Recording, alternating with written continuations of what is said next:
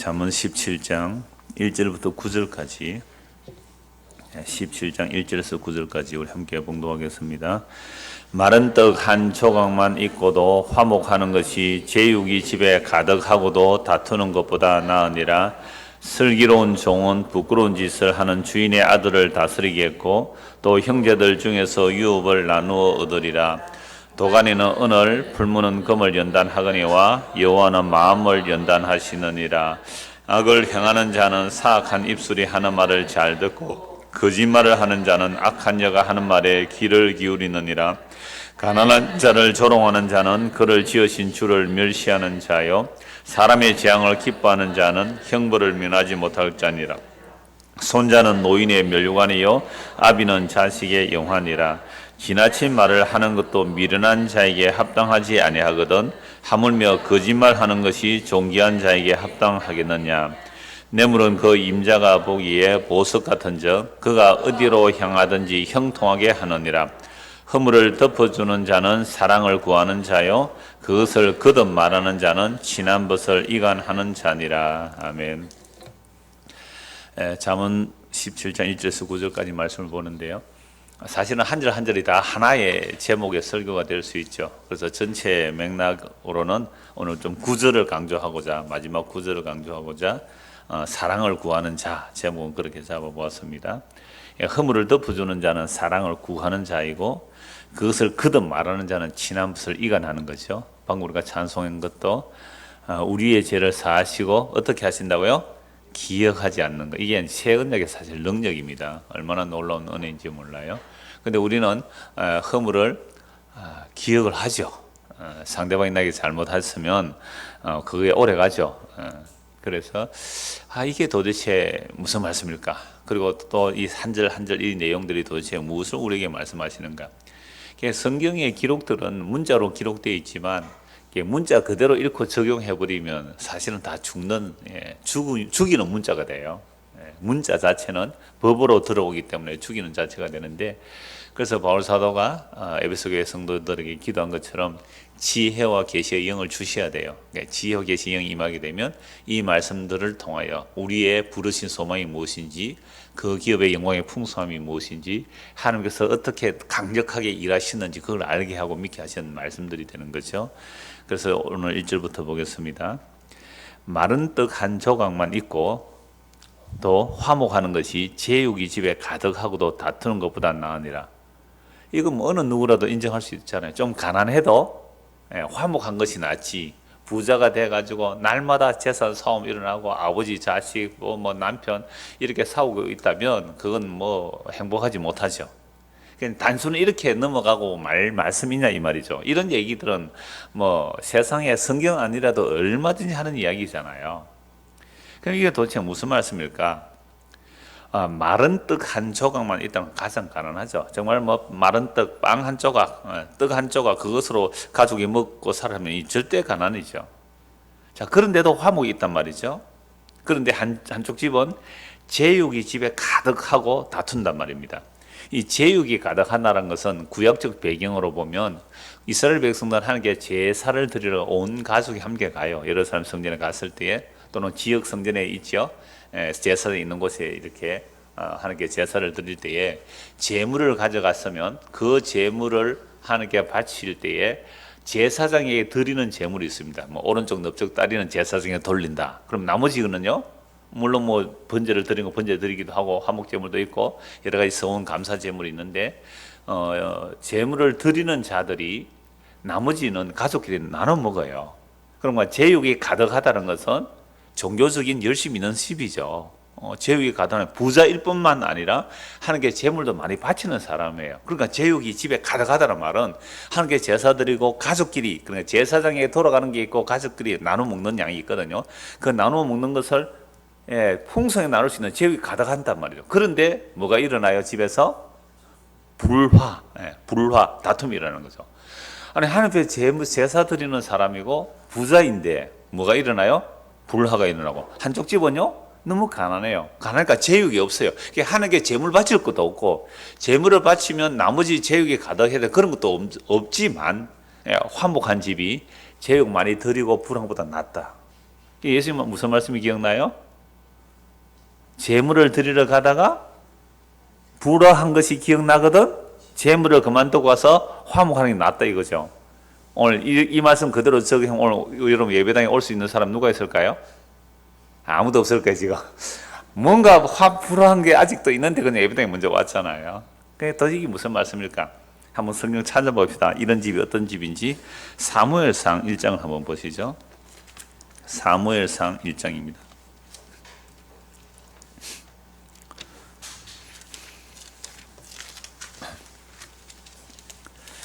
사무엘상 1장 4절부터 보겠습니다.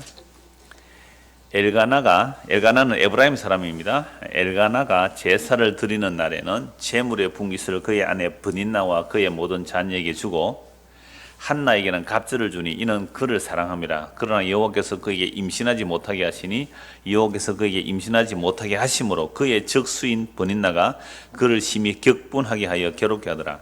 매년 한나가 여호와의 집에 올라갈 때마다 남편이 그같이 하며 브닌나가 그를 격분시키므로 그가 울고 먹지 아니하니 그의 남편 엘가나가 그에게 이르되 한나여 어찌하여 울며 어찌하여 먹지 아니하며 어찌하여 그대의 마음이 슬프냐 내가 그대에게 10 아들보다 낫지 아니하냐 하니라. 자, 엘가나라는 사람, 에브라임에 사는 엘가나라는 사람이 매년 그 하나님의 실로, 이때는 실로에 이제 성막이 있었을 때니까 실로에 이제 제사를 드리러 갑니다. 제사 드리러 가면 제사를 드리고 나서 그 제물들을 그 아내들과 자녀들에게 쭉 나눠주는데 한나에게는 갑절을 준단 말이죠. 그러니까 한나는 아이를 못 낳는 여자고 이 브닌나는 아이를 낳는 여자죠. 한나가 아이를 못 낳아서 브닌나를 다시 첩으로 들여서 아이를 낳게 했는지는 모르겠습니다만은 하여튼 브닌나는 아이를 낳는 여자고 한나는 아이를 못 낳는 여자죠. 근데 이 엘가나는 한나를 사랑해서 제물의 분깃을 한나에게 2배를 주는 거죠. 이 브닌나는 어떤 마음이 들겠습니까? 아도 못 낳는 여자가 이 남편의 사랑을 받아서 제물의 분깃을 2배로 받고 자기는 적게 주는 거잖아요. 얼마나 화가 나요. 그러니까 남편 안 보는 새 어떻게 구박을 했을까요? 브닌나가 아도 못 낳는 기 신랑을 꼬시가지고 재물을 많이 가져가고 막 이렇게 격동시킨 거예요. 한나는 얼마나 괴로울까요? 그런가 보세요. 지금 제욕이 가득한 집인데 뭐가 일어나죠? 불화가 일어나죠. 대적이 일어난단 말이죠. 이건 한 가정을 통하여 사사시대의 영적 상태를 보여주고 있습니다. 엘리가 제사장이고 2 아들 홈리와 비느하스가 제사장으로 있는데 엉망진창이죠. 하나님께 제물 드리는 것을 자기가 먼저 가져가서 먹고 하는 아주 남봉꾼이죠. 제사장이 아닙니다. 심지어 회막에서 수종들의 여자들을 건드리는 성추행이 일어난 거죠. 그러한 시대죠. 사사시대가. 그러니까 제물을 드리지만 화목이 안 일어나는 상태예요. 그러면 아이가 있는 여자가 아이 없는 여자를 구박했다는 것은 아이 있는 여자가 하나님의 긍휼을 모르는 거잖아요. 재산이 많은 자가 재산이 없는 자를 구박한다는 것은 그것은 하나님의 긍휼이 없는 세상이에요. 물론 세상은 다 그렇게 돌아간다 할지라도 적어도 하나님의 교회는 그렇게 하면 안 되잖아요. 이스라엘 백성은 그렇게 하면 안 되잖아요. 그들이 다 하나님의 은혜로 구속받아 나와서 약속의 땅에 들어가서 살고 있다면 세상에 있는 어떤 외형적인 조건으로 차별하고 시기 질투하고 싸우면 안 되지 않습니까? 그런데 아이 없는 여자를 아이 있는 여자가 막 구박하는 거죠. 이게 이스라엘의 영적 상태입니다. 그래서 한나가 정말 마음이 격동되어서 음식도 먹지 않는 그런 불안 상태이죠. 그때 이 한나가 성전에서 기도하죠. 그러니까 너무 마음에 맺히니까 소리도 안 내서 입으로만 쫑글쫑글 기도하니까 엘리가 술 취하지 마라 이러잖아요. 왜 독주를 먹었냐? 영적 상태가 영 안 좋아요. 딱 보면 이 사람이 간절히 기도하는지 술 취한지 알아야 되는데 이 엘리도 영적 상태가 안 좋으니까 그냥 술 먹고 행설술하는 걸로 보여요. 아닙니다. 저는 술 취한 게 아닙니다. 하나님께 간절한 기도를 합니다. 엘리가 하나님께서 내 기도를 들어주셨을 거다라고 해서 임신해서 아이를 낳고 하나님께 바치죠. 자, 그러니까 제육이 가득하지만 불화했다는 것이 이스라엘 영적 상태인 것처럼 오늘 우리도 마찬가지죠. 교회는 열심히 나오고 헌신 봉사를 한다 할지라도 가정에서 이 어떤 불화하고 화목하지 못하면 그 뭔가 문제가 있는 거지요. 근데 우리 교회들, 우리 각자의 우리의 집들을 돌아보면 이 화목이 잘 안 일어나요. 이게 이스라엘의 사사시대의 모습이나 사사시대의 백성들이 자기 속에는 옳은 대로 살아가는 모습이나 오늘 우리가 예수를 믿는다 하면서도 우리 수요일까지 오잖아요. 다른 사람 잘 안 오는데. 이런데 우리 집안에 진짜 화목이 있느냐 이 말이에요. 그렇다면 우리 안에 지금 영적인 상태가 사사시대나 다를 바 없다 이렇게 봐야 됩니다. 우리는 보세요. 예배를 이렇게 열심히 드리는데도 예배당에 또 안 오고 화목한 사람보다 못한 거 아니에요 지금 우리는? 그래서 오늘 우리는 무엇으로 불화하면서 살아갑니까? 가정 불화의 원인이 뭡니까? 가난함 때문에 불화한 것보다는 오히려 우리 안에 있는 탐심으로 불화한 것이 훨씬 많습니다. 그리고 우리나라가 경제 교육 규모로 세계 10위 안에 들어가잖아요. 그러면 옛날에 우리나라가 정말 전 세계에서 참 가난했을 때, 한국 전쟁 이후로 그 가난했을 때는 세계 꼴찌 아니겠어요? 전쟁 이후에. 그랬을 때의 그 행복의 지수하고 오늘 세계 경제대국 10위권에 올라가는 이 시대의 행복 지수하고 어느 것이 더 높을까요? 물론 6.25 전쟁 직후에는 너무 힘들었다 할지라도 조금 더 지나갔을 때, 지금보다 훨씬 못 살았을 때, 자동차 한 대 없었을 때, 집에 텔레비전 하나 없었을 때, 정말 동네에 텔레비전 한 대 있을 정도, 한 마을에 텔레비전 한 대 있었잖아요. 그랬을 때 일반적인 삶의 그 어떤 행복 지수하고 오늘 이 시대에 하루 집에 텔레비전 2대, 3대 있잖아요. 그것도 보기 싫어서 스마트폰으로 텔레비전 보잖아요. 이런 시대에 정말 행복 지수가 그때보다 높을까요? 그러니까 행복 지수를 조사하는 게 한국은 세계 58위래요. 경제대국 10위인데. 근데 이게 정확한 건지 모르지만 방글라데시 같은 가난한 나라가는 오히려 행복하다 그러잖아요. 그러니까 우리가 화목하려면 어떤 물질의 문제가 아니더란 말이죠. 물질이 많아지면 행복할 줄 알았는데 물질이 많아지니까 죄 짓는 기회가 더 많아지고 탐심으로 인한 싸움이 더 많이 일어나죠. 그러므로 화목하려면 결국 우리 안에 근원적 문제가 해결되어야 되는 겁니다. 제가 읽어드리겠습니다. 로마서 3장 23절 25절입니다. 모든 사람이 죄를 범하였으며 하나님의 영광에 이르지 못하더니 그리스도 예수 안에 있는 속량으로 말미암아 하나님의 은혜로 값없이 의롭다 하심을 얻은 자 되었느니라. 이 예수를 하나님이 그의 피로써 믿음으로 말미암는 화목 제물로 세우셨으니 이는 하나님께서 길이 참으시는 중에 전에 지은 죄를 간과하심으로 자기의 의로우심을 나타내려 하심이니 모든 사람이 죄를 지었습니다. 그래서 하나님 영광에 이르지를 못해요. 하나님 영광에 이르지 못하는 건 우리끼리 죄 지은 상태로 살아가는 게 전부 불화한 거예요. 하나님과 우리가 화목하지 못한 상태, 하나님과 우리가 원수된 상태로 살아가니까 이웃과의 관계도 원수된 상태로 화목하지 못한 상태로 그렇게 살아가요. 그래 했는데 그리스도 예수 안에 있는 속량, 그 하나님의 은혜로 값없이 의롭다 하심을 얻었다는 거죠. 예수를 믿는다는 거 이런 겁니다. 우리가 예수를 믿는다는 것은 하나님과 우리가 원수되어 있었는데 값없이 예수님의 십자가의 공로로 인하여 하나님과 화목하게 되었죠. 이 예수를 하나님이 그의 피로서 믿음으로 말미암는 화목 제물로 세우셨으니 이는 하나님께서 길이 참으시는 중에 전에 지은 죄를 간과하사, 전에 지은 죄를 안 보신다, 카운트 안 한다며, 카운트 안 해요. 전에 죄를 간과하심으로 자기의 의로우심을 나타내신 겁니다. 그렇다면 오늘 우리가 예수님을 믿습니다. 예수를 믿었다면 우리의 무엇이 하나님 앞에 해결된 겁니까? 전에 지은 죄. 그러니까 오늘 우리가 예수를 믿으면 오늘까지 지은 죄, 그 어떤 죄라 할지라도 하나님께서 그 죄를 카운트하지 않는 거죠. 왜요? 하나님의 아들이 화목 제물이 되셨기 때문에 그 죄를 해결해 주신 거예요. 우리 정말 이런 예수님 믿습니까? 이 말씀의 내용을 믿습니까? 아멘의 사람 책임지십시오. 그런데 왜 우리의 가족과 화목이 안 돼요? 그런데 왜 우리의 이웃과 화목이 안 되죠? 왜 교회 안에서 화목이 제대로 안 일어나죠? 왜 그럴까요? 우리가 정말로 하나님의 은혜로 값없이 의롭다는 받은 이것을 언제나 놓쳐버려요. 잊어버려요. 내가 용서를 1만 달란트 용서를 받았는데 100데나리온 나에게 빚진 자 멱살 지고 있는 거나 똑같다 이 말입니다. 그러니까 우리에게 은혜는 이렇게 있기가 쉬운 거예요. 요한일서 1장 4절에서 요한일서 1장 4장 9절에서 10절입니다. 하나님의 사랑이 우리에게 이렇게 나타난 바 되었으니 하나님이 자기의 독생자를 세상에 보내심은 그로 말미암아 우리를 살리려 하심이라. 사랑은 여기 있으니 우리가 하나님을 사랑한 것이 아니요 하나님이 우리를 사랑하사 우리 죄를 속하기 위하여 화목 제물로 그 아들을 보내셨습니다. 사랑하는 자들아 하나님이 이같이 우리를 사랑하셨은즉 우리도 서로 사랑하는 것이 마땅하도다.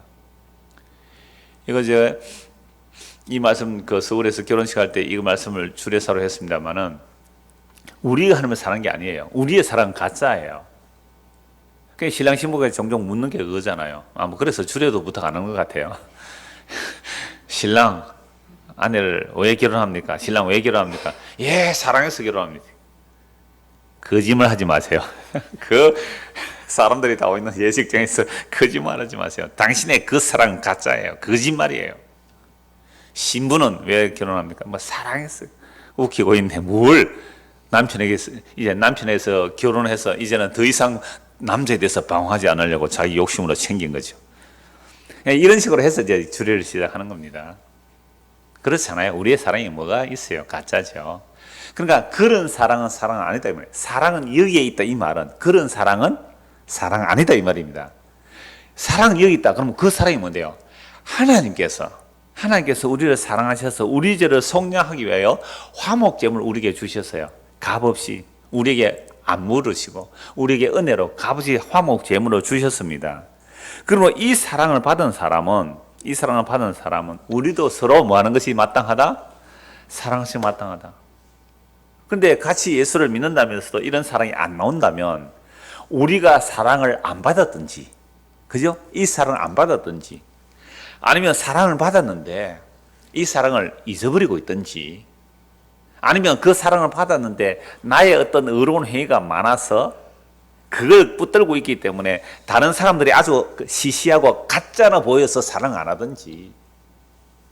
그러니까 이런 말씀을 들으면 우리는 회개해야 돼요. 하나님, 정말로 내가 예수님 사랑 그거 받은 사랑 맞아. 하나님의 그 사랑, 십자가에 그 화목제물로 드려주신 예수님의 사랑을 내가 정말 받고 있습니까? 라고 돌아봐야 돼요.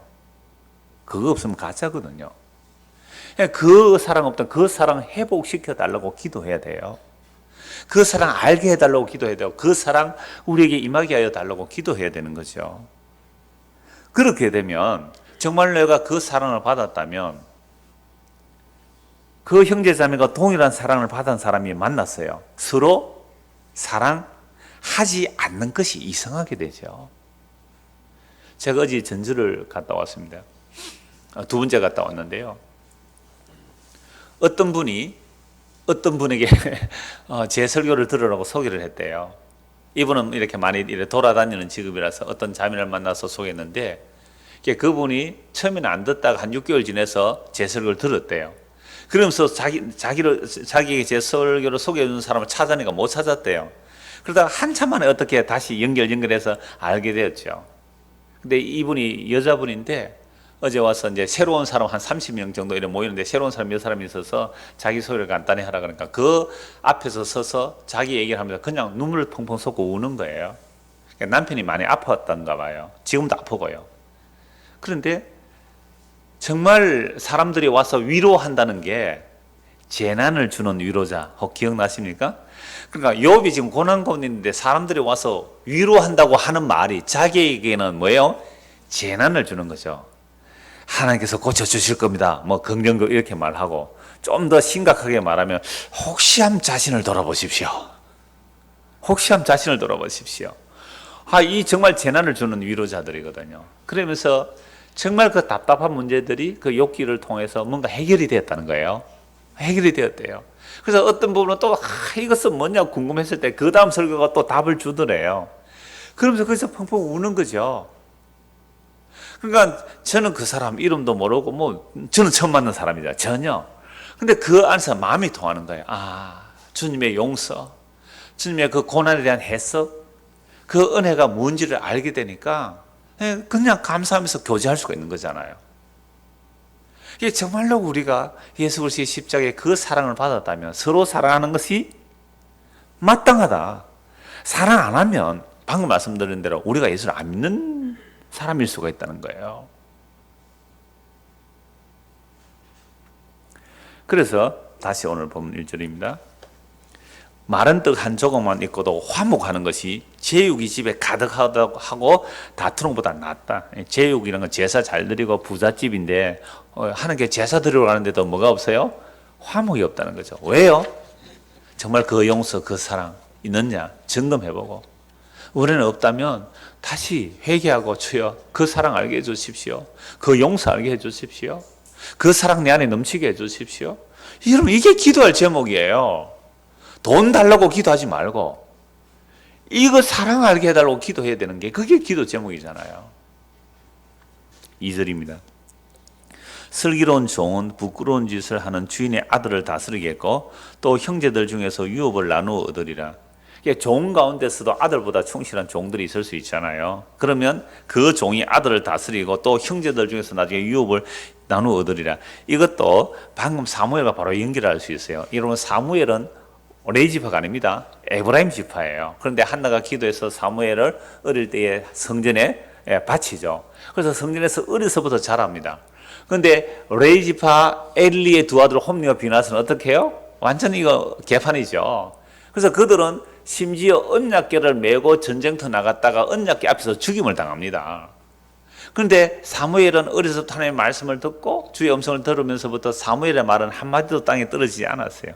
그러니까 레위 지파 제사장 홈리와 비나스는 그렇게 비참하게 죽어갔는데 레위 지파도 아닌 이 한나의 아들 사무엘은 에브라임 지파인데 제사장처럼 선지자처럼 사사시대에 가장 존경받는 사사였어요. 이 사무엘이. 그런데 희한하게 또 사무엘의 아들은 또 형편없는 자가 되는 거죠. 자, 그러니까 이 슬기로운 종은 부끄러운 짓을 하는 주인의 아들을 다스리겠고 또 형제들 중에서 유업을 나누어 얻으리라. 이건 오늘 우리에게도 해당이 돼요. 유대인들이 그들의 교만함으로 인하여 꺾어지는 그 자리에 누가 들어가요? 이방인 우리가 접붙임을 받는 거죠. 그러니까 우리도 교만하지 말라 그래요. 유대인들이 교만함으로 꺾여지는데 우리도 유대인들에 대해서 이렇게 교만한 마음을 가지지 말라는 말씀이죠.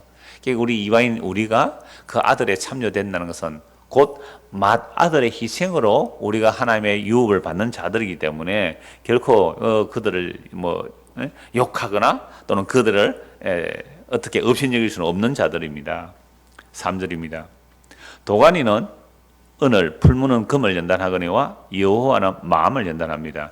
여러분 은이 들어있는 그 광석 또는 금이 들어있는 그 광석, 전에 보니까 1톤의 돌을 녹이는데 그 몇백 g의 금이 나오면 녹일 가치가 있대요. 1톤의 돌을 녹이면 얼마나 에너지를 많이 투입해야 돼요. 1500도, 2000도, 3000도 이런 온도를 올려야 그 돌이나 그 금이나 은이 들어있는 그 광석이 녹거든요. 녹고 났을 때 은을 분리해내고 금을 분리해내는데 뜨거운 불로서 은과 금을 연단을 합니다. 그런데 여호와는 뭘 연단하세요? 우리의 마음을 연단하세요. 하나님께서는 우리의 마음을 살펴보시죠. 우리의 마음에 더러운 것들이 얼마나 많습니까? 우리의 마음에 이 더러운 것들을 뭘로 연단하시겠어요? 무엇으로 연단하세요? 은과 금은 불로 연단해요. 그럼 하나님께서 우리의 마음을 연단하시는데 우리의 마음에 더러운 것들이 가득하니까 무엇으로 연단을 하시겠어요? 말씀으로. 그냥 말씀으로만 곱게 연단하시면 참 좋겠는데 고난으로 연단을 하세요. 그러니까 우리의 마음을 하나님께서 아셨어. 우리의 마음을 연단하는데 꼭 고난으로 연단을 하세요. 그래서 하나님의 말씀이 우리에게 비춰지면 우리의 죄가 어떠함을 알게 되는데 사실은 고난을 당할 때는 그때는 몰라요. 하나님 내가 뭘 그렇게 짜다라 잘못했다고 이렇게 나를 갈구십니까? 막 원망도 나고 그래요. 정말 미칠 것 같아요. 그런데 나중에 알고 보니까 그 고난들이 결국은 나를 연단하셔서 나를 살릴 뿐만 아니라 다른 사람도 살리더라 이 말이죠. 이게 누구에게 일어납니까? 요셉에게 일어나죠. 그래서 요셉이 어떤 연단을 받는지 시편 106편 한번 찾아보면 좋겠습니다. 자, 한번 바로 앞에 시편 106편입니다. 시편 106편 18절 보십시오.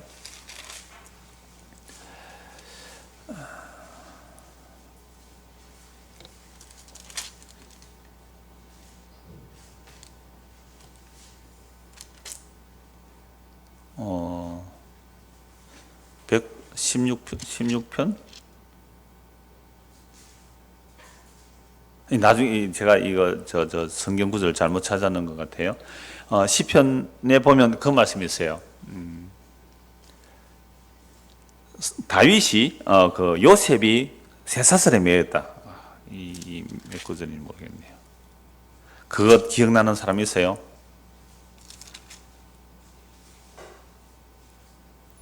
그래서 그냥 읽어드릴게요. 나중에 이거 찾아서 다시 제가 정정해 놓겠습니다. 요셉이 발이 착고를 차고 그의 몸이 쇠사슬에 매인 것은 뭐 하기까지요? 여호와의 말씀이 응할 때까지. 그래서 그의 말씀이 105편입니까? 105편 18절 19절 그래요? 장로님, 제가 원고에 인용한 건 아니고 가로로 해서 내가 넣어놓은 구절인데 장로님 좀 수정해 주십시오. 105편입니다. 시편 105편 17절부터 보세요. 17절부터 그가 한 사람을 앞서 보내셨으며 요셉이 종으로 팔렸다. 18절 그의 발은 어떻게 해요? 착고를 차고 그의 몸은 쇠사슬에 매였으니 곧 여호와의 말씀이 응할 때까지라. 그의 말씀이 그를 단련하셨다. 그러니까 요셉이 이렇게 형들에게 미움을 받아 팔려갈 때에 요셉이 울면서 형님들 왜 이럽니까? 그렇게 팔려갔을 때 요셉이 알았을까요? 자기가 말씀으로 단련받는 줄 몰랐어요. 감옥에 갔을 때에 얼마나 억울했으면 그 술 맡은 관원장, 떡 맡은 관원장 꿈 해석해주고 술 맡은 관원장 복직할 텐데 당신이 바로왕에게 복직이 되면 나는 여기에 감옥 갇힐 그런 일을 한 적이 없습니다라고 제발 나를 좀 변호해 주십시오 했는데 또 술 맡은 건 잊어버리잖아요. 2년 동안이나 잊어버려요. 요셉이 그 감옥에서 얼마나 고통스러웠을까요? 그런데 성경 뭐라고 말씀하세요? 여호와의 말씀이 이루어질 때까지 그의 말씀이 그를 뭐 했다고요? 단련. 그러면 우리가 죄를 지어도 하나님께서 우리를 단련을 하세요. 연단을 하세요. 우리 안에 죄를 뭐예요? 소멸시키고 태워야 되기 때문에 죄를 지어도 단련. 죄 없이도 뭐가 당하는 거예요? 단련을 하세요. 단련을. 연단을 하세요. 결국 나중에 형들을 만나고 나니까 그제서야 요셉이 압니다. 그제서야 요셉 아직 몰라요. 이거 하나님의 말씀이 나를 단련하구나 그거 몰랐다니까요. 근데 우리는 요셉보다 나은 위치에 있어요. 왜요? 이 말씀의 완성을 다 알기 때문에 십자가로 다 이루신 말씀을 알기 때문에 우리가 요셉의 그 고난을 보면서 뭐라고 말하는 거죠? 요셉이 애매히 그죠? 까닭 없이 이유 없이 고난을 당하구나. 그 고난 당함을 통하여 뭘 하는 거죠? 결국 자기도 살 뿐 아니라 자기가 말씀으로 연단될 뿐 아니라 나중에 형들의 생명을 살리는 그 일을 당하잖아요. 이유 없이 고난 당하는데. 그래서 나중에 해석을 해요. 나중에 형들이 왔을 때 형들이 아버지 죽거나 막 겁을 내서 벌벌 떠니까 요셉이 뭐라고 합니까? 형님들 두려워하지 마세요. 형님들이 나를 팔았다고 두려워하지 마세요. 하나님께서 그렇게 하신 거예요. 하나님께서 형들의 그 악을 바꾸어 뭐라요? 선으로 만드셨으니까 두려워하지 마세요라고 했단 말이에요. 이게 말씀의 단련을 받는 겁니다. 그런데 우리는 분명히 요셉보다 나은 위치에 있고 지금 예수님이 십자가로 완성된 그 말씀을 보고 있으면서도 막상 우리의 삶의 현장에서 까닭없이 고난당하면 어떻게 해요? 죽겠다고? 고함을 지르죠. 하나님 왜 이럽니까? 내가 뭘 그래 잘못했습니까? 대든단 말이에요. 그러니까 우리도 결국은 이 말씀을 머리로 알고 있다고 되는 해결되는 문제가 아니라 뭘 당해야 되죠? 단련, 연단. 그래서 주께서 우리를 단련하셔야 정금같이 나오는 거예요. 불순물이 제거되는 과정입니다.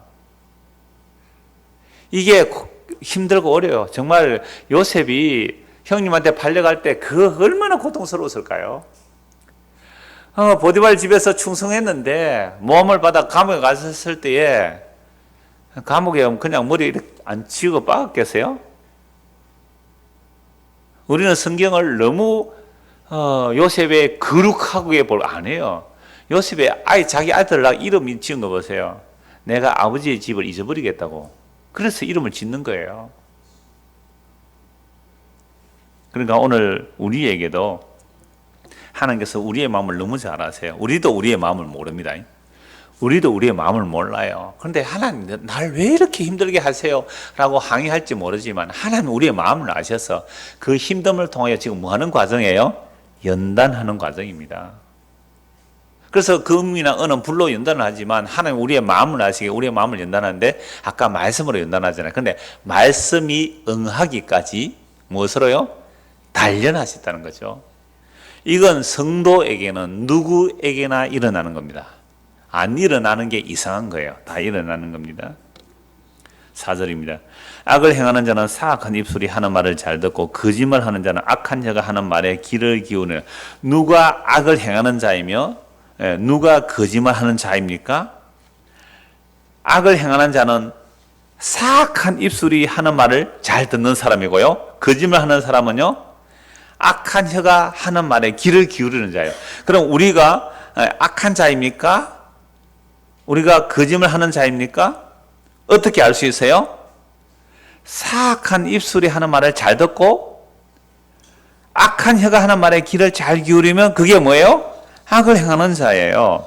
그런데 여러분, 사탄이 우리에게 다가올 때에 광명의 천사로 오죠. 여러분, 사기꾼이 우리에게 다가올 때에 사기꾼 포함이 납니까 안 납니까?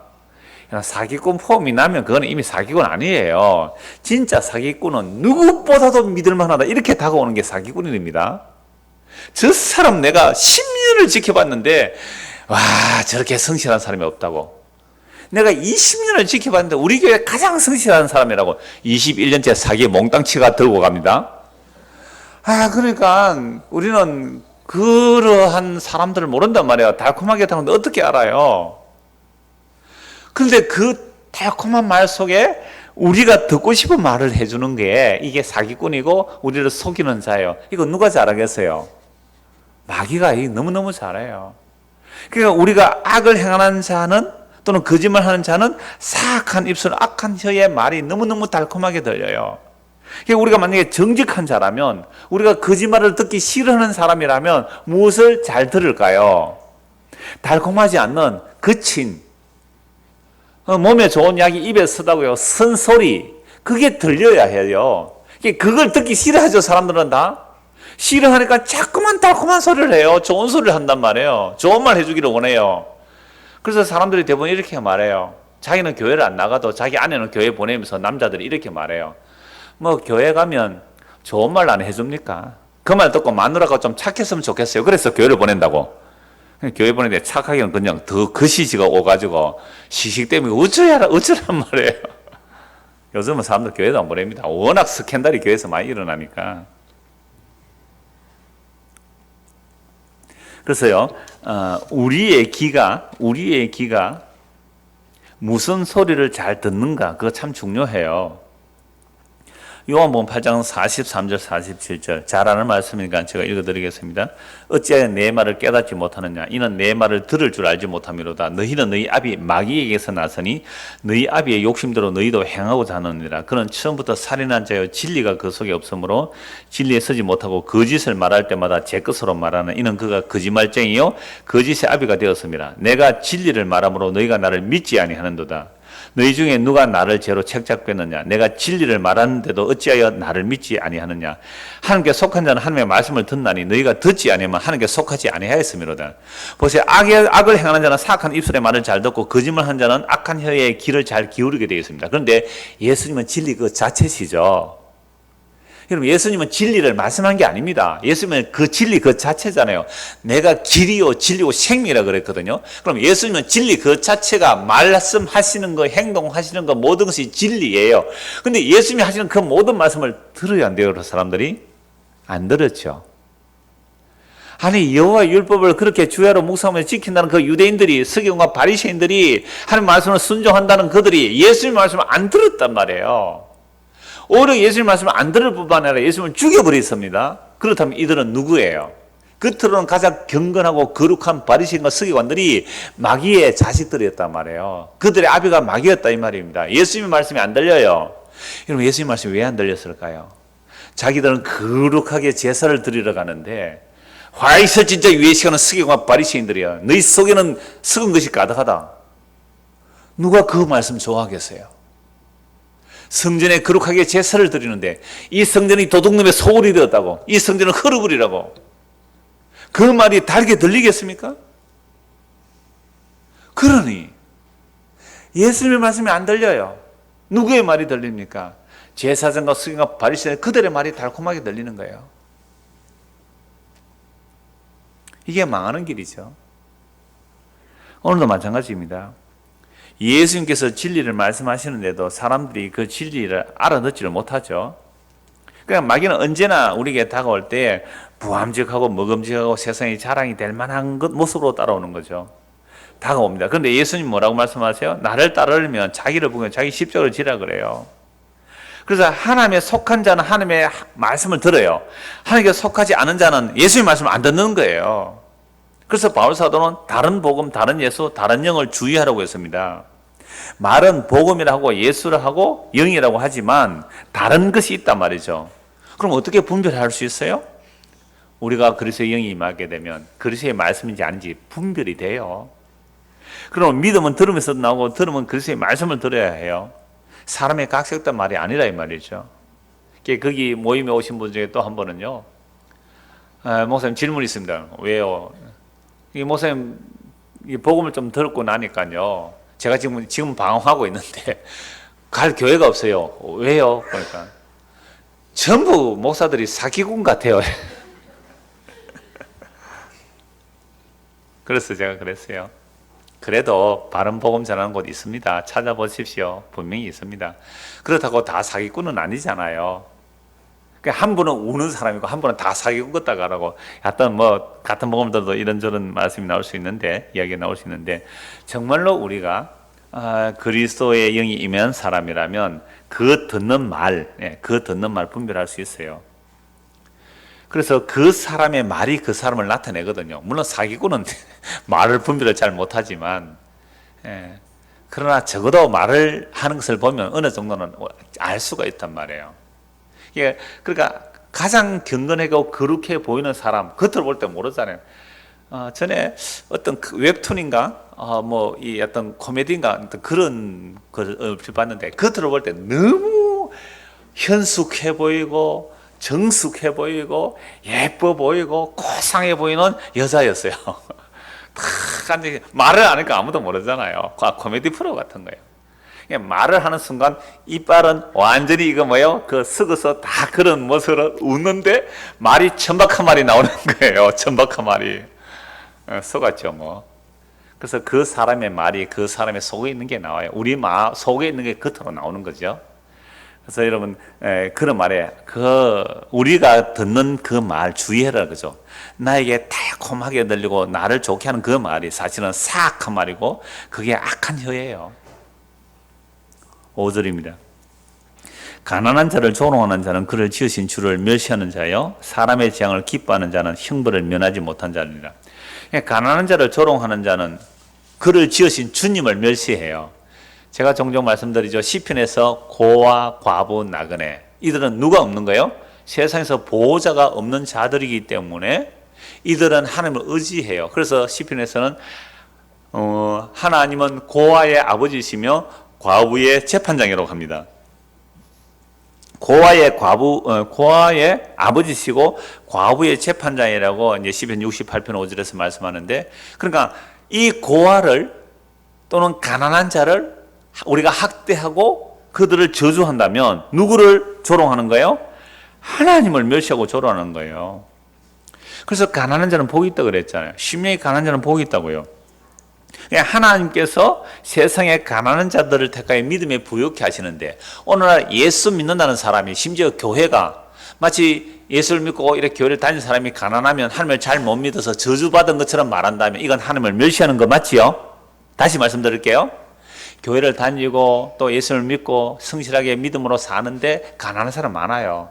근데 그런 사람들을 보고 네가 하나님을 잘 못 섬겨서 복을 못 받았다고 말을 한다면 이건 가난한 자를 멸시하는 거죠. 그건 누구를 멸시하는 거예요? 하나님을 멸시하는 거예요. 그러니까 오늘날 교회가 번영신학으로 나가면 이게 번영신학이잖아요. 이게 하나님을 멸시한단 말이에요. 교회가 하나님을 멸시하고 있단 말이에요. 그래서 가난한 자를 조롱하는 자는 그를 지으신 주를 멸시하는 자요, 사람의 재앙을 기뻐하는 자는 형벌을 면하지 못하리라. 이 주를 의지하는 자가 어떤 재앙을 당할 때에 그걸 막 기뻐한다면 그 하나님의 형벌을 면치 못할 거예요. 6절입니다. 손자는 노인의 면류관이요 아비는 자식의 영환이라. 손자 없는 사람은요, 아버지 없는 사람은요, 그러니까 이렇게 해석하면 안 되겠죠. 여기서 손자라는 말이나 자식이라는 말은 같은 단어 벤이라는 단어인데 이 벤은요 자식, 손자, 10대 손, 인생 또는 짐승도 벤으로 써요. 짐승의 자식들, 짐승 새끼들 벤 이랬습니다. 고대 언어로 가면 한 단어로 여러 가지를 쓴다 그랬잖아요. 그래서 아비와 노인은 달라요 단어가. 그러니까 왜 그러면 손자 또는 자식이라고 했을까요? 아비니까 자식이라 했고 노인은 아비와 다른 단어이기 때문에 나이 많은 이런 뜻이기 때문에 손자라고 한 거죠. 원래 단어는 같아요. 자, 그런데 손자는 노인의 면류관이에요. 그러면 내가 노인이 되었어요. 할아버지가 되었어요. 뭘 봐야 돼요? 손자를 보면 손자가 나이 뭐가 되죠?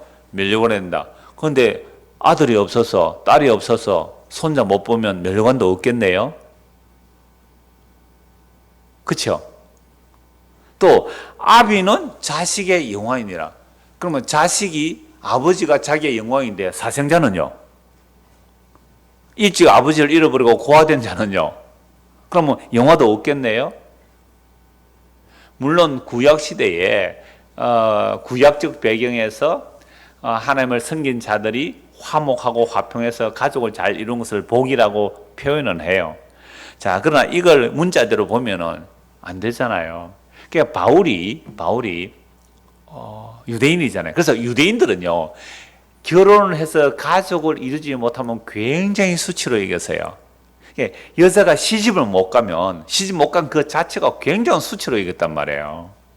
남자도 마찬가지겠죠. 유대 사회 속에서는 왜 이런 것을 물어보았기 때문에 문자대로 보았기 때문에. 근데 유대인인 바울은 예수님을 만난 것은 뭐라 그럽니까?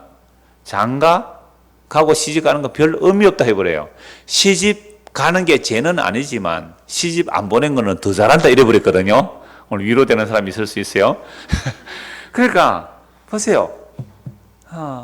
저는 그런 자매를 봤어요. 너무 감사해요. 나이가 덜매도 불구하고 어떤 신앙의 부분에 분명한 결단을 보고 참 기뻤단 말이에요. 그러니까 바울은 이렇게 말해요. 복음을 전해서 그 복음을 받아들인 자를 뭐라고 말해요? 나의 아들이라 그래요. 나의 아들, 나의 면류관이라 그래요. 그래서 뭐 고린도전서나 디모데전서 이렇게 보면 바울 사도가 복음을 전했는데 복음을 받은 자를 자신의 아들이라고 한단 말이에요. 복음을 전하여 예수님을 믿는 자들을 바울은 아들이라고 말할 뿐만 아니라 나의 사랑하고 사모하는 형제들, 나의 기쁨이며 면류관이요 라고 표현합니다. 빌립보서 4장 1절에 보면 나의 기쁨이며 나의 면류관이에요. 누가요? 복음 전해서 아들. 그러면 여기서 손자는 노인의 면류관이라 할 때 우리가 복음을 전해서 복음을 받아들인 사람이 있으면 그 사람이 나의 뭐가 돼요? 면류관이고 나의 영광이고 이렇게 되는 거죠. 복음을 들은 자는 또 복음을 전해준 그 사람 아비가 되는 거죠. 그 사람이 나의 영화라고 할 수 있는 거죠. 완전히 달라져 버립니다. 구약의 문자적으로 보고 시편에 그런 말씀이 있잖아요. 그 화살통에 화살이 가득한 자는 다른 사람들에게 가서 꿀리지 않는다고. 화살통에 화살이 가득한 것은 자식이 많다는 거거든요. 자식이 많은 자는 다른 사람을 꿀리지 않는다고. 그 말씀을 교동문으로 읽잖아요. 읽을 때마다 마음에 상처가 되는 사람이 있어요. 최양희 집사가. 왜? 자기는 아이를 못 낳는데 뒤에는 아들 딱 다 낳았습니다만 처음에 결혼해서 빨리 아이가 없었잖아요. 그 말씀 읽을 때마다 자기는 상처가 되었다는 거예요.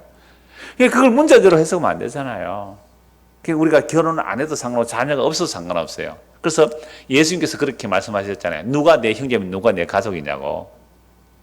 하나님의 뜻대로 하는 이들이 나의 가족이며 나의 형제라고 그렇게 말씀하셨잖아요. 그러니까 복음 안에서는 새로운 가족이에요. 혈과 육의 문제가 아니라 이 말입니다. 그러니까 이런 말씀도 우리가 이 시대에 막 문자대로 손자는 뭐 노인에 밀려가는 거, 아비는 자식이 영화다, 손자 낳아서 영광 받아, 그런 얘기 아니에요. 그렇게 해석하면 안 되죠. 그건 문자대로 해석하는 겁니다. 7절입니다. 지나친 말을 하는 것도 미련한 자에게 합당하지 아니하거든 하물며 거짓말하는 것이 존귀한 자에게 합당하겠느냐. 미련한 자가 분수에 넘치는 말을 하면 합당하지 않는 것이요. 하물며 존귀한 자가 거짓말하는 것이 합당하겠느냐라는 말씀입니다. 그러니까 제가 앞에서도 좀 말씀을 했습니다만은 이 말에 대한 이야기죠. 말에 대한 이야기. 우리가 존귀한 자입니까? 미련한 자입니까? 존귀한 자죠. 우리가 예수님을 믿으면 존귀한 자예요.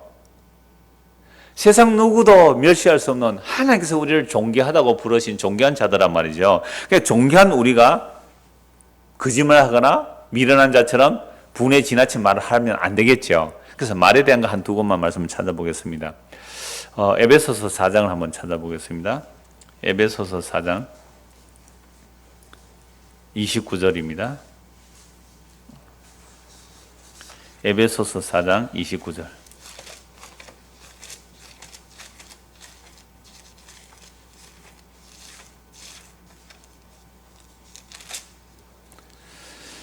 (29절부터) 32절까지 같이 한번 읽겠습니다. 무릇 더러운 말은 너희 입 밖에도 내지 말고 오직 덕을 세우는 데 소용되는 대로 선한 말을 하여 듣는 자들에게 은혜를 끼치게 하라. 하나님의 성령을 근심하게 하지 말라. 그 안에서 너희가 구원의 날까지 인치심을 받았느니라. 너희는 모든 악독과 노함과 분냄과 떠드는 것과 비방하는 것을 모든 악의와 함께 버리고 서로 친절하게 하며 불쌍히 여기며 서로 용서하기를 하나님이 그리스도 안에서 너희를 용서하심 같이 하라. 그러니까 우리가 하나님의 자녀, 정말 존귀한 자잖아요. 그렇다면 우리 입에서 무슨 말이 나와야 될까요? 더러운 말은 입 밖에도 내지 말란 말이에요. 우리가 나오는 말은 은혜를 세우고 덕을 세우는데 나는 그 말을 해란 말이죠. 성령 우리 안에서 탄생하고 계신데 성령 근심하지 말고 정말 우리 안에 모든 악독과 노함과 분노와 떠드는 것들, 비방하는 것들 악이 함께 내버리란 말이죠. 제가 어제 가서도 그곳에서 말씀했습니다마는 우리가 복음을 안다고 할 때에 복음 모르는 자들을 향하여 긍휼의 마음이 나오지 않고 그저 비난하는 재미, 비판하는 재미를 한다면 그건 잘못된 거예요. 우리가 언제부터 복음 알았습니까? 우리가 언제부터 하나님의 은혜를 알았습니까? 그러니까 그걸 모른다고 해서 조롱하고 비판하고 이 더러운 말 하는 거 결코 온전한 성도의 모습이 아니에요. 존귀한 성도의 모습이 아니란 말이죠. 물론 예리하고 냉철하게 바른 복음을 전해야 되고 이런 것은 복음이 아닙니다라고 분명히 비판하는 말을 할 수 있습니다. 그러나 어떤 개인이나 어떤 사람을 보고 그 사람이 덜 복음적이라고 해서 그걸 막 욕하면 안 되는 거죠. 옛날에 제가 십자가 말이 있을 때에 그 십자가 말 수련회 갔을 때 어떤 분이 복음 때문에 어떤 교수님이 한 분 왔어요. 저 강원도에서. 그냥 대놓고 앞에서 욕을 해요. 내가 그 사람에게 혼을 냈어요. 집사님 보세요. 바울이 그렇게 복음 전합니까? 바울이 집사님처럼 그렇게 복음 전해요? 그래서 뒤에서 그 사람 저를 많이 욕했다 합니다만 그러는 거 아니에요. 더러운 말 입 밖에도 안 내야 돼요. 덕을 세우고 은혜를 끼치는 말을 해야죠. 그렇게 함으로 자기들이 어떤 특별한 지식을 가진 것처럼 한다면 그 사람이 영지주의가 되는 겁니다. 그래서 다시 7절 보세요. 지나친 말을 하는 것도 미련한 자에게 합당하지 아니하거든 하물며 거짓말하는 것이 존귀한 자에게 합당하겠느냐? 8절입니다. 뇌물은 그 임자가 보기에 보석 같은 적 그가 어디로 향하든지 형통하게 하느니라. 아니 이거 뇌물을 주라는 말입니까? 말하는 말입니까? 좀 문장이 애매모호합니다. 그죠? 뇌물은 그 임자가 보기에 보석 같은 적 그가 어디로 향하든지 형통하게 하느니라. 뇌물을 줄 때 진짜 그 사람이 좋아할 만한 뇌물 딱 주면 일이 된단 말이에요. 그래 그 뇌물이 마치 그 임자가 보기에 막 보석 같은 거죠. 가방 되게 좋아하는 사람은 한 3천만 원짜리 가방 하나 갖다 바치면 되겠죠. 3천만 원짜리 가방이 있다 그러더라고요. 시계를 좋아하는 사람은 몇 억짜리 시계 하나 갖다 주면 뭔가 좋겠죠. 형통하게. 이게 도대체 이 뇌물을 해라는 말이고 말하라는 말입니까? 근데 성경 전체를 보면 하나님은 뇌물을 받지 않으시죠. 그리고 재판관들에게 뇌물을 받지 말라고 성경 곳곳에서 말씀합니다. 그렇다면 이 말씀은 비난이에요. 비난이에요. 뇌물은 보니까 다 형통하던데 라는 비난. 사실 있는 그대로 말하는 것도 이 비난이죠. 그러니까 우리나라도 얼마나 뇌물이 많았습니까? 그래서 뭐 감옥 간 사람도 많은데 여러분 예수 믿는 사람 뇌물 받아야 됩니까? 말아야 됩니까? 안 받아야 되죠. 성경은 뇌물 자체를 금하고 있어요. 재판관 뇌물 받지 말라고 성경 곳곳에서 말씀하고 있습니다. 9절입니다. 오늘 결론의 말씀인데요. 허물을 덮어주는 자는 사랑을 구하는 자요 그것을 거듭 말하는 자는 친한 것을 이간하는 자이니라. 여러분들은 사랑을 구하는 자입니까? 이간질하는 사람입니까? 한번 물어보세요. 자기에게. 나는 사랑을 구하는 자인가 이간질하는 자인가? 사랑을 구하는 자는 뭐 하는 사람이에요? 허물을 덮어주는 사람이고, 이간질하는 사람은 그 허물을 거듭 말하는 자죠. 이런 부부 싸움 할 때에 뭐 남자도 그런 사람이 있습니다. 대부분 여자가 옛날 이야기, 옛날 잘못하니까 다 말을 잘 해요. 꼬치 10년 전에 이야기거든 다 끄집어낸다니까요. 그때 내가 잘못했다 그러고 미안했다 그래서 넘어가고 잊어버려야 되는데, 요걸 거듭 말해요. 전에도 그래놓고 또 그러냐고. 전에 그랬을 때 내가 잘못했다 그러면 잊어버려야 되는데, 그걸 거듭 말한다는 것은 이건 사랑을 구하는 자가 아니고 뭐예요? 이간질하는 자예요. 그러니까 우리가 사랑을 구한다면 허물을 어떻게 해야 돼요? 덮어주는 자예요. 이간질하는 자는 사랑을 깨는 자거든요. 그래서 덮어준다는 개념이 뭐냐고 하면 성경에서 너무너무 많이 나와요. 아담 하와가 선악을 따먹어서 벌거벗고 있었잖아요. 벌거벗었음을 알았을 때에 사람이 하는 일이 무화과 나무 잎으로 가리죠. 자기 행위로 자기를 가리는 거죠. 그걸로 의롭다움을 받지 못하잖아요. 그래서 또 시작이군요. 밑에서 허물을 덮어줍시다. 이 사람들이 교회당 일로 옮길 때에 그 중앙교 밑에 거기 있는데 뭐 주변이 시끄럽다고 옮겼다 하더라고요. 그게 아니고 시끄러워서 쫓겨난 것 같아요. 보니까 자기들이 시끄럽다고 옮겼다 그 말을 들었거든요. 그 아는 분이. 근데 시끄럽다고 옮긴 게 아니라 시끄러워서 쫓겨난 것 같아. 거기는 교회당이 많거든요. 그 중앙교 밑에 그 건물에는 교회가 한 서너 개 있어요. 그래서 시끄럽다고 쫓아내가 이어 왔는데 우리는 어떻게 해야 돼요? 덮어줍시다. 이 설교하면서 안 덮어줄 수 없잖아요. 자, 사랑을 구하는 자는 뭐하고요? 허물을 덮어주는 자이고, 이간질을 하는 자는 사랑을 깨는 자거든요. 그러니까 이미 아담이 그 무화과로 입혔을 때 하나님께서 아담을 찾아오시잖아요. 왜 찾아오셨어요? 덮어주려고 오셨어요. 덮어주려고. 무화과 옷을 벗기시고 가죽 옷으로 덮어주기 위해서 왔단 말이에요. 노아 방주도 마찬가지죠. 하나님께서 덮어준, 은혜로 덮어주는 거 홍수에서 살아남았어요. 근데 노아가 방주에서 내려서 술 취해서 뻘거벗고 있을 때에 함이 덮어주지 않았죠. 조롱했단 말이에요. 셈과 야벳은 뒷걸음쳐서 아버지의 수치를 가려주고 덮어주었잖아요. 그래서 노아가 술 깨고 나서 아들을 저주해요. 함을 저주해요. 그건 노아 자기가 잘못했고 함을 왜 저주하냐 그 얘기가 아니에요. 성경 계시거든요. 하나님의 덮으심으로 살아남는데 함이 그 아버지의 벌거벗음과 수치를 덮어주지 않는 자는 저주받는다 이 이야기입니다. 그냥 오늘 우리가 뭐 복음을 안다고 해서 복음 모르는 사람 막 까면서 그들의 이렇게 허물을 우리가 언제부터 복음 알았어요?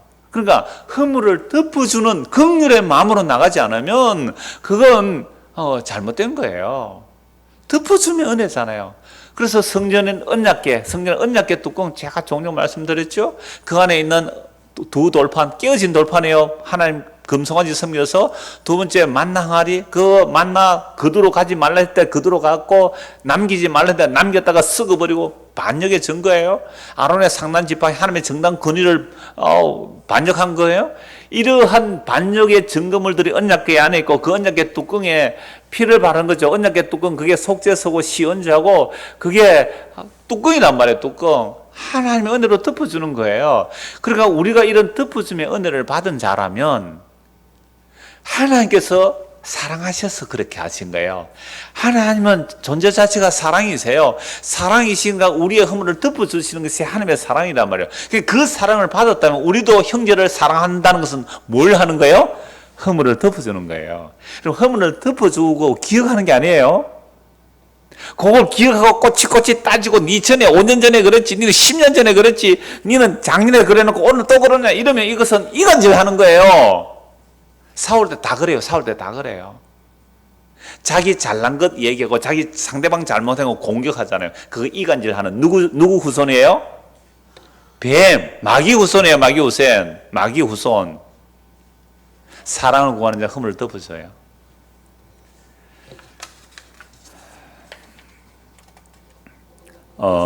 성경 세 곳만 보고 말씀 마무리합시다. 예레미야 31장 보십시다.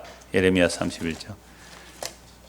이 예레미야 31장이 새 언약의 내용인데요. 새 언약은 예수님께서 십자가로 다 이루어내시죠. 그래서 새 언약의 그 특징이 뭐냐? 우리가 예수님의 십자가 보혈의 능력을 입었다. 그 새 언약의 능력이 뭐냐? 34절입니다. 34절. 에레미야 31장 34절. 같이 한번 읽겠습니다. 그들이 다시는 각기 이웃과 형제를 가리켜 이르기를 너는 여호와를 알라 하지 아니하리니 이는 작은 자로부터 큰 자까지 다 나를 알기 때문이라. 내가 그들의 악행을 사하고 다시는 그 죄를 기억하지 아니하리라. 여호와의 말씀이다. 옛 언약은 돌판에 기록되어 있어요. 돌판에 기록된 말씀이 우리에게 비춰지면 늘 죄가 드러나요.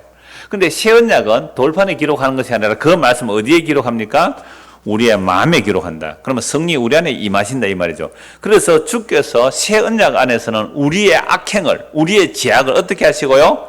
사하시고 다시는 그 죄를 기억하지 않습니다. 방금 우리 찬송했잖아요. 우리 죄를 사하시고 뭐 한다고요? 기억 아니하시리. 기억 아니하시리. 우리의 죄를 용서하시는데요.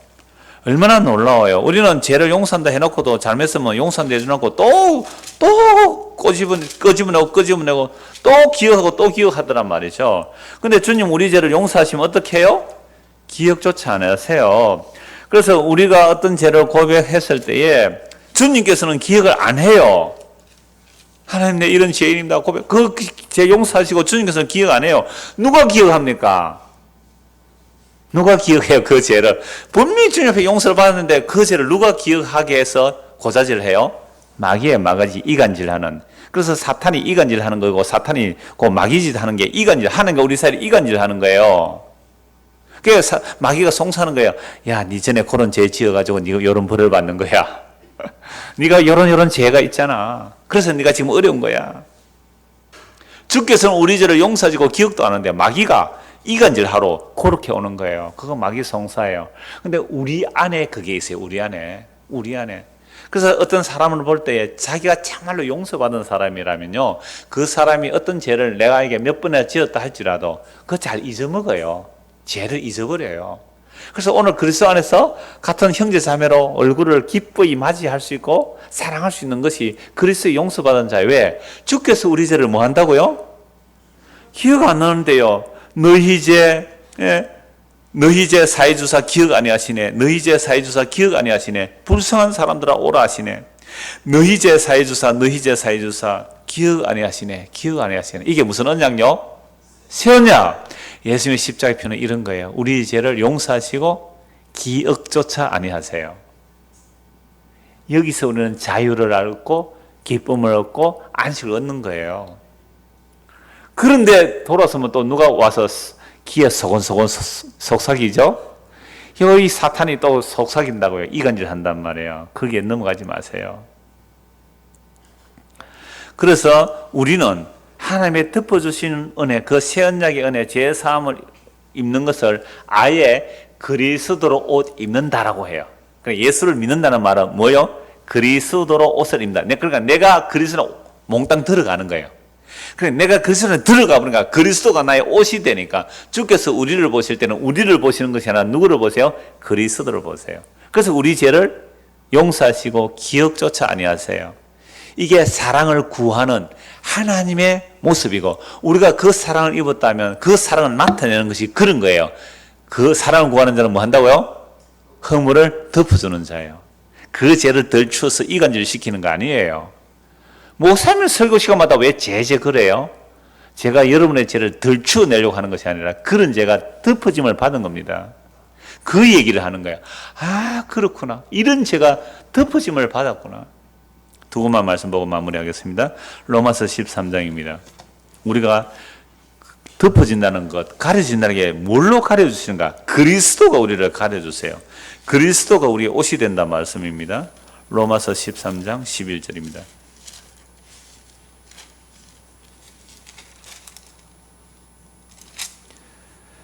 또한 너희가 이 시기를 알거니와 자다가 깰 때가 벌써 되었으니 이는 이제 우리의 구원이 처음 믿을 때보다 가까워졌습니다.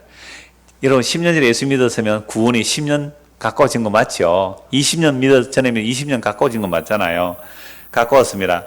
밤이 깊고 낮이 가까웠으니 그러므로 우리가 어둠의 일을 벗고 빛의 갑옷을 입자. 낮에와 같이 단정히 하고 방탕하거나 술 취하지 말며 음란하거나 호색하지 말며 다투거나 시기하지 말고 오직 주 예수 그리스도로 옷 입고 정욕을 위하여 육신의 일을 도모하지 말라. 무엇으로 옷 입으라고요? 예수 그리스도로 옷을 입어라. 예수 그리스도로 옷을 입어라. 왜요? 밤이 깊고 낮이 가까워졌습니다. 갈라디아서 3장 보겠습니다. 갈라디아서 3장 26절입니다.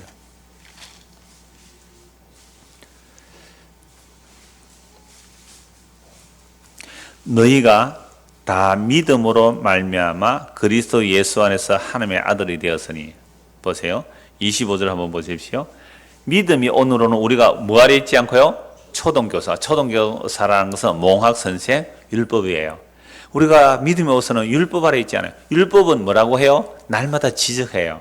너 이거 죄잖아, 이거 죄잖아, 이거 죄잖아. 그렇게 지적해서 어디로 가게 하면 돼요? 율법은 그리스도에게로 가게 하는 것이 율법의 기능이에요. 그런데 마귀는 율법을 가지고 지적을 해서 그리스도에게로 가게 하지 않고 어디로 가게 하는 거예요? 자기에게로 대먹임. 우리가 원래 보면 5월달에 제가 성령 양심과 성령할 때 그 얘기했잖아요. 그러니까 양심의 성령, 우리 양심의 성령께서 말씀으로 빛을 비춰줄 때에 내가 오늘 또 이러한 더럽고 죄인이군요 했을 때에 어디로 가야 돼요? 대제사장이신 그리스도에 가서 빨리 그리스도로 옷 입고 그리스도의 피하여 들어가야 그게 원래 율법 해야 할 일이에요. 그런데 마귀는 요 율법을 가지고 여러분 죄가 율법으로 틈을 타고 우리에게 다가오는 거죠. 그러면 이 죄가 마귀가 이 율법을 가지고 우리에게 딱 틈을 타고 와서 뭐라고 합니까? 초등교사죠. 너 지난주일 뭐 했어? 요렇게 했지. 그러면 주일 한번 빼먹었지. 그러면 넌 새벽기도도 5일 해. 불충해. 이런 식으로 마귀는 결국 자기 대먹임으로 가게 만들어요. 여기에 마귀가 예수님과 우리 사이를 뭐 하는 거죠? 이간질 시키고 있어요. 그러니까 율법의 옷을 자꾸만 들이피는 거죠. 그죠? 이게 초등학교, 초등선생 또는 몽학선생, 율법이 그리스도로 인도 안 하고 마귀는 교만해요. 얼마나 교만한지. 그걸 가지고 자꾸만 우리를 충동주의시켜서 그리스도에게로 안 가고 내가 나를 갈무리하는, 내가 나를 단장하는 이 모습으로 가는 것, 이게 이간질이에요. 전과 점점 멀어지게 만든단 말이에요. 그래서 믿음이 오고 나니까 우리가 초등교사 아래 있지 않고 그 율법에 대해서 죽어버린 거죠. 율법에 대해서 죽어버렸으니까 이제 내가 시집가도 이제 간음이 아니에요. 새로운 신랑에게 시집을 갔어요. 누구예요? 예수 그리스도라는 새 언약. 그 예수님에게 시집을 갔더니 세상에 이 새 신랑은 어떻게 한다고요? 우리의 죄를 용서하시고 기억조차 아니하세요. 여보 오늘 또 밥을 태웠는데요. 괜찮아요. 삼성밥이니까 더 맛있잖아요. 괜찮아요. 고마워요. 이런다니까 이 신랑이 오늘 좀 짠데요. 내가 요즘 소금기가 부족해서 소금이 좀 필요해. 괜찮아요. 이런다니까 이 신랑이. 오늘 너무 싱거워요. 그래요. 좀 짠 게 안 좋다고 좀 싱겁게 먹으래요. 감사해요 하면 먹는다니까. 여러분 이런 신랑 만나셨어요? 여러분 이런 신랑 안 됐다면 이런 신랑 되십시오. 저는 오늘 좀 맵다 그랬어요. 알레르기가 있어서 매운 거에서 막 기침이 나고 했어요. 미안합니다. 맛있다 그럴게요. 진짜 이것이 그리스도에게 있는 성도의 기쁨이에요. 주께서 우리를 그렇게 대접해 주신다는 거죠. 그래서 26절 다시 보십시오. 너희가 다 믿음으로 말미암아 그리스도 예수 안에서 하나님의 아들이 되었어요. 종이 아니에요. 아들이 되었어요. 누구든지 그리스도와 합하기 위하여 세례를 받은 자는 그리스도로 옷 입었느니라. 놀라워요. 그리스도로 옷을 입었어요. 우리 모두가 그리스도의 옷을 입었어요. 그 사람이 세상에서 부자이든지 가난하든지, 그 사람이 세상에서 지식이 있든지 무식하든지, 잘생겼든지 못생겼든지 아무 상관없이 우리가 정말 그리스도 안에서 그리스도로 옷을 입었다면, 믿음으로 말미암아 그리스도의 옷을 입었다면 어떤 일들이 일어나요? 28절 보세요. 너는 유대인이나 헬라인이나 종이나 자유인이나 남자나 여자나 다 그리스도 예수 안에서 하나다. 여러분 이거 얼마나 혁명적인지 아세요? 2000년 전이에요. 이게 이 갈라디아 2000년 전에 기록했어요. 2000년 전에 유대인들은 헬라인을 개같이 취급했습니다. 주인과 종은 이건 아예 하늘과 땅 사이였어요. 하늘과 땅 사이. 종은 그저 짐승이에요. 짐승. 말하는 짐승이라 말하는 짐승. 주인이 생사 여탈권을 가지고 있어요. 그런 시대에 주인하고 종이 하나래요. 예?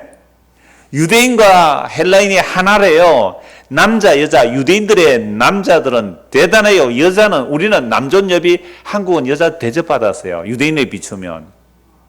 유대인들은요, 여자를 얼마나 무시했는지 몰라요. 그래서 하나님께 감사하는 기도 제목 중에 하나님 나를 여자로 안 태어나게 해서 감사합니다.